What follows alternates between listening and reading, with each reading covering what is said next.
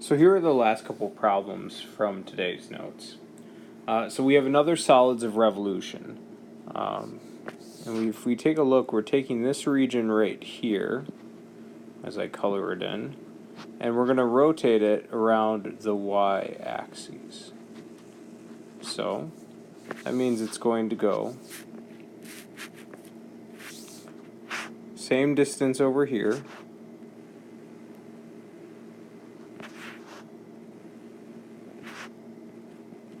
and it'll look something like that. So with this information, we can figure out that it has a height of 6 and a radius of 4. So to find the volume, well, we just have to use the appropriate formula, and that's really what it comes down to in these problems, is that volume equals the base area times the height.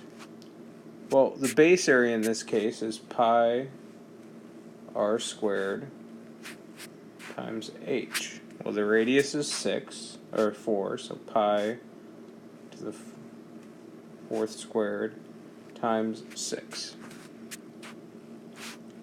So 16 pi times 6, and when we simplify 16 pi times 6, we are going to get 96 pi for the volume of this figure.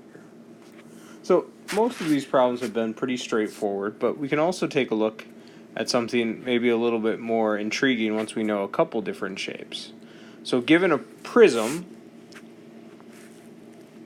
with an isosceles triangle base with sides 12, 12, and 8, and a cube and an edge of 16. Find the height of the triangular prism so its volume is equal to the volume of the cube. Well, so I'm going to start with the cube.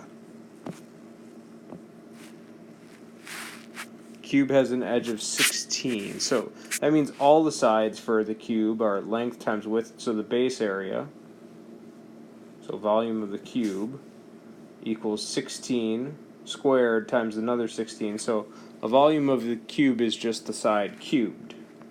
So 16 cubed is going to be our value. Now we could multiply that out and we would get 4,096. Now the volume of our prism, we have to choose how we want to find the base area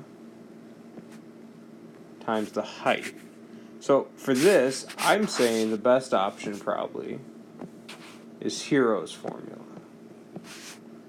So we're going to take 12 plus 12 plus 8, so that's going to be 32, so 16 times 4, and 4, and then 16 minus 8 is 8. So when we look at this, we should be able to simplify this before we shouldn't multiply these together. 4 times 4, that's a perfect square, that's a perfect square, there's a perfect square in 8 too. So when I multiply all that out, I get 4 from one 16, 4 from another 16, and 2 with a 2 left over from 8. So that's going to be 32 root 2 for the base area. So now let's put all these pieces together. 4096 equals 32 root 2 times the height. And that's going to tell us what our height will need to be. So we divide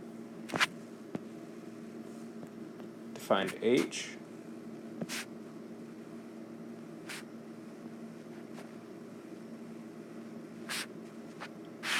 When we rationalize this denominator, we get 64 root 2. Okay. So one way that you kind of look at this to kind of simplify this is instead of simplifying 16 cubed is the same thing as 2 to the 4th to the 3rd power, so that's 2 to the 12th.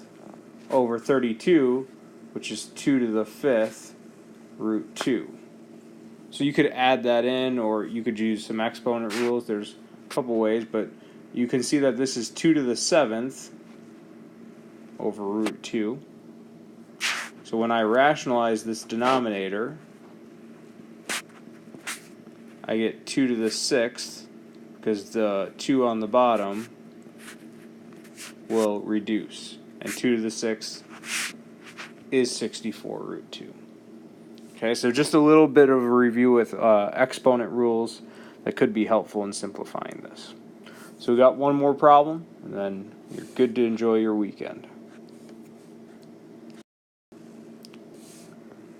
The total surface area of a cylinder is 300 pi, and the radius and the height are in a ratio of 1 to 5. Find the volume of the cylinder. So once again, we got to use structure for these sorts of problems. So total surface area equals 2 times the base area, because it's a cylinder, plus the lateral area.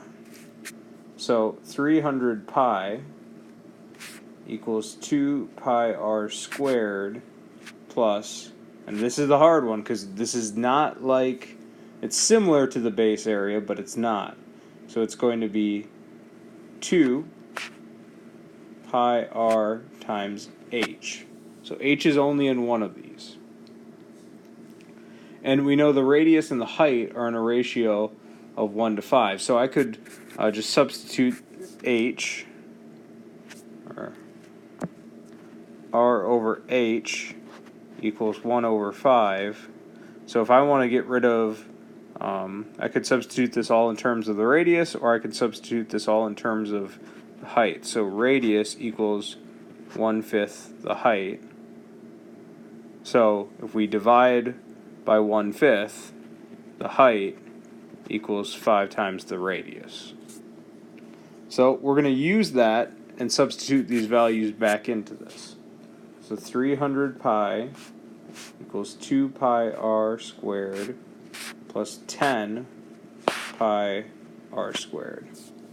So in this situation we get 2 r squared terms, so we can combine those. So we get 300 pi equals 12 pi r squared. So we're going to divide by 12 pi.